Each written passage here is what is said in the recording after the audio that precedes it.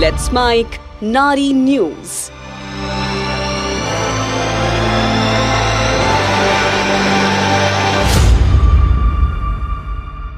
हाल ही में दिल्ली की मुख्यमंत्री रेखा गुप्ता सोशल मीडिया पर काफ़ी चर्चा में रहीं।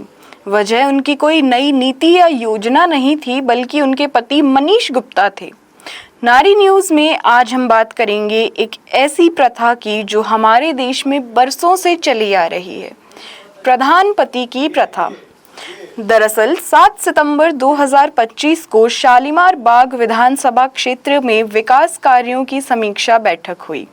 यह बैठक अफसरों और स्थानीय निवासियों के साथ चल रही परियोजनाओं की प्रगति देखने के लिए बुलाई गई थी, लेकिन तस्वीरों में मुख्यमंत्री के बगल की कुर्सी पर उनके पति बैठे दिखाई दिए। जब खुद मुख्यमंत्री ने यह तस्वीरें अपने सोशल मीडिया पर साझा की तो विपक्ष ने सवाल उठाना शुरू कर दिया कि क्या यह संवैधानिक है कि मुख्यमंत्री का पति सरकारी बैठक में अफसरों के साथ शामिल हो। विपक्ष ने इसे तुरंत असंवैधानिक यानी कि अनकॉन्स्टिट्यूशनल करार दिया। आप नेता सौरभ भारद्वाज ने कहा कि मुख्यमंत्री का यह कदम लोकतांत्रिक और संवैधानिक ढांचे का मजाक है। कोई भी व्यक्ति जिसे जनता ने नहीं चुना और जिसके पास कोई संवैधानिक अधिकार नहीं है, वह इस तरह की बैठक का हिस्सा नहीं हो सकता। यह परिवारवाद को बढ़ावा देने वाला कदम है। दूसरी तरफ भाजपा नेताओं ने इसका बचाव किया।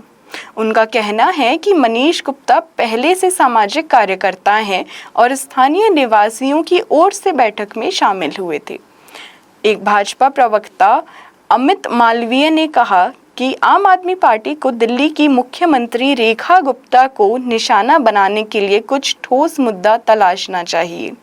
वह अपने विधानसभा क्षेत्र की समीक्षा बैठक कर रही थी, जिसका प्रबंधन उनके पति देखते हैं, ठीक वैसे ही जैसे शीला दीक्षित के विधानसभा क्षेत्र का प्रबंधन उनकी बहन रमा धवन करती थी और सुनीता केजरीवाल अरविंद केजरीवाल के क्षेत्र को संभालती थी। लेकिन सवाल केवल संवैधानिक दायरे तक सीमित नहीं है। यह घटना हमें एक गहरे मुद्दे तक ले जाती है, महिलाओं की राजनीतिक हिस्सेदारी और उनकी असली स्वायत्तता। भारत की संसद और विधानसभाओं में महिलाओं का प्रतिनिधित्व बेहद सीमित है।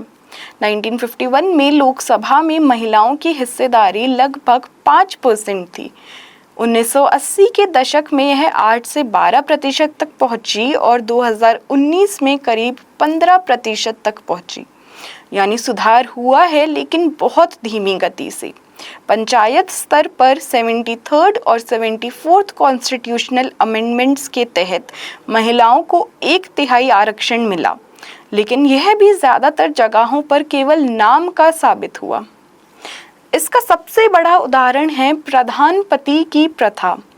पद पर महिला चुनी जाती है, लेकिन असली फैसले और असर उसके पति या परिवार का कोई पुरुष सदस्य संभालता है। गांव में तो यह आम दृश्य है कि महिला प्रधान बैठकों में सिर्फ औपचारिक रूप से मौजूद रहती हैं और सभी चर्चा व निर्णय उनके पति या परिवार का कोई पुरुष करता है। इलाहाबाद हाईकोर्ट ने भी कहा कि ऐसे कई उदाहरण हैं जहां महिला प्रधान सिर्फ एक रबर स्टैंप की तरह काम करती हैं। व्यवहारिक रूप से सभी बड़े फैसले प्रधान पति ही लेते हैं और निर्वाचित महिला प्रतिनिधि मात्र मौन दर्शक बनकर रह जाती हैं। दरअसल यह समस्या केवल गांव तक सीमित नहीं है। बड़े स्तर की राजनीति में भी अक्सर यही होता है कि महिला नेता को चुनाव टिकट इसलिए मिलता है क्योंकि उनका परिवार पहले से ही राजनीति में होता है।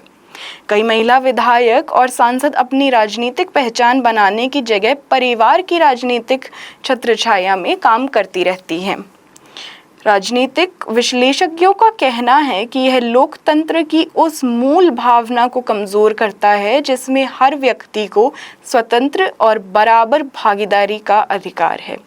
अगर महिलाएं केवल नाम के लिए पद पर रहें और असली निर्णय उनके पति या परिवार का कोई पुरुष सदस्य करे, तो यह लोकतंत्र के साथ धोखा है।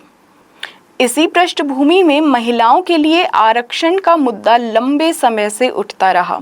2023 में पारित महिला आरक्षण बिल ऐतिहासिक माना गया। इसके तहत लोकसभा और राज्य विधानसभाओं में 33% सीटें महिलाओं के लिए आरक्षित की जानी थी। लेकिन यह लागू तभी होगा जब नई जनगणना और डिलिमिटेशन की प्रक्रिया पूरी होगी। इसका मतलब यह है कि ज़मीनी स्तर पर बदलाव शायद 2029 या उसके बाद ही देखने को मिले। यह देरी केवल तकनीकी या प्रशासनिक नहीं है, बल्कि यह महिलाओं की बराबरी की राह में एक और बाधा है। बीआरएस की नेता के कविता ने कहा था कि विमेंस रिजर्वेशन बिल को पास करना ऐसा है जैसे पोस्ट डेटेड चेक देना, राशि लिखी है लेकिन नकद कब होगी पता नहीं। यानी समस्या दो स्तरों पर है, एक तरफ रिप्रेजेंटेशन की कमी और दूसरी तरफ रिप्रेजेंटेशन मिलने पर भी असली ताकत हाथ में ना आना। यही वजह है कि प्रधानपति जैसी प्रथाएं सामाजिक रूप से वैध मानी जाने लगती हैं। लोग मान लेते हैं कि महिला नेता तभी सफल है जब उसके पीछे कोई पुरुष सहायक मौजूद हो। इसके परिणाम भी गंभीर हैं। जब निर्णय प्रक्रिया में महिलाओं की असली भागीदारी नहीं होगी तो उन मुद्दों पर भी असर पड़ता है जो सीधा महिलाओं से जुड़े हैं, जैसे कि सुरक्षा, घरेलू हिंसा, स्वास्थ्य सेवाएं और बालिकाओं की शिक्षा। पंचायतों में जहां महिलाओं को वास्तविक शक्ति मिली है, वहां साफ पानी, शिक्षा और स्वास्थ्य से जुड़े मुद्दों पर ज़्यादा ध्यान दिया गया है। इससे साबित होता है कि जब महिलाएं वास्तविक रूप से नेतृत्व करती हैं तो नीतियां भी ज़्यादा समावेशी और संवेदनशील होती हैं।